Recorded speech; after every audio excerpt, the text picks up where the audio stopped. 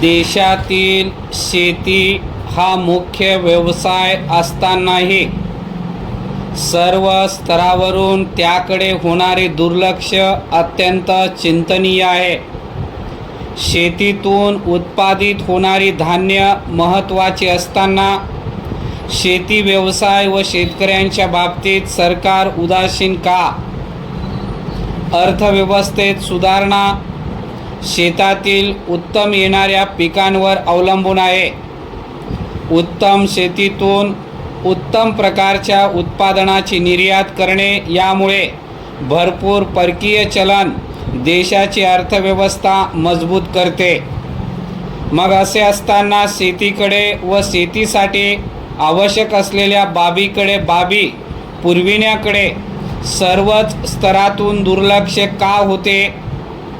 भारतीय अर्थव्यवस्थेचा कणा असलेल्या खालील बाबीकडे मुख्यत्वे लक्ष देऊन शेती व्यवसाय केला तर भारतीय अर्थव्यवस्था अधिक सक्षम व बळकट झाल्याशिवाय राहणार नाही. परिच्छेद. तरुणांनी शेती व्यवसायाकडे वळले पाहिजे. सरकारने व इतर संस्थांनी मिळून सिंचनाच्या सोयी वाढवल्या पाहिजेत. तंत्रशुद्ध पद्धतीची शेती करून भरपूर उत्पादन घेतले पाहिजे.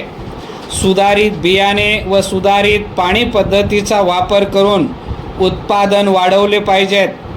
सरकारने कृषी खाते सक्रिय होण्याकडे लक्ष द्यावे. शेती हाच भारतीय अर्थव्यवस्थेचा कणा आहे. यासाठी शेतीकडे शेतकरी, युवा वर्ग, कृषी खाते, शासन यांनी लक्ष दिल्यास देशाची आर्थिक बाजू भरभक्कम होईल यात शंका नाही. परिच्छेद. शेती व्यवसाय मुख्यत्वे पाण्यावर अवलंबून आहे. मात्र देशात सिंचनाच्या पुरेशा सोयी सुविधा नाहीत. यामुळे शेती उत्पादनावर याचा विपरीत परिणाम होतो. शासनाने सिंचनाच्या विविध प्रकारच्या सोयी सुविधा शेतकऱ्यांसाठी उपलब्ध करून द्याव्यात. पाण्याचे योग्य नियोजन करावे व सिंचन सुविधा वाढवाव्यात.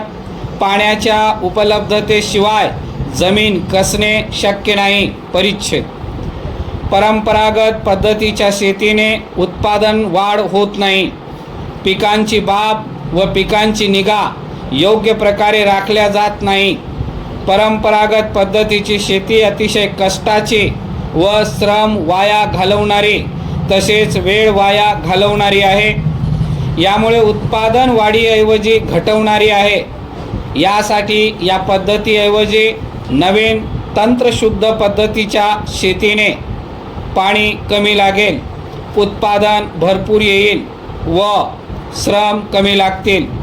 आजच्या युवकांनी शेती व्यवसायात रस घेतल्यास त्यांच्या योग्य शिक्षणाची उपयुक्तता शेतीतील उत्पादन वाढविण्याकडे होईल, नियोजनबद्ध शेतीकडे होईल व पर्यायाने उत्पादन वाढेल व याचा लाभ भारतीय अर्थव्यवस्था सक्षम व समर्थ करण्यामध्ये निश्चितच होईल. परिच्छेद.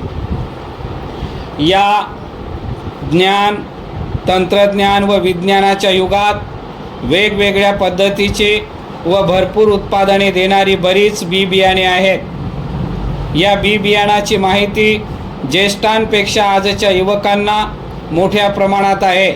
आजच्या तरुण पिढीने ठिबक सिंचन पद्धतीचा अवलंब करून पाण्याची बचत तर करावीच, परंतु पिकांना योग्य व पोषक पाणी देऊन भरपूर उत्पादनाची हमी मिळवावी. परिच्छेद.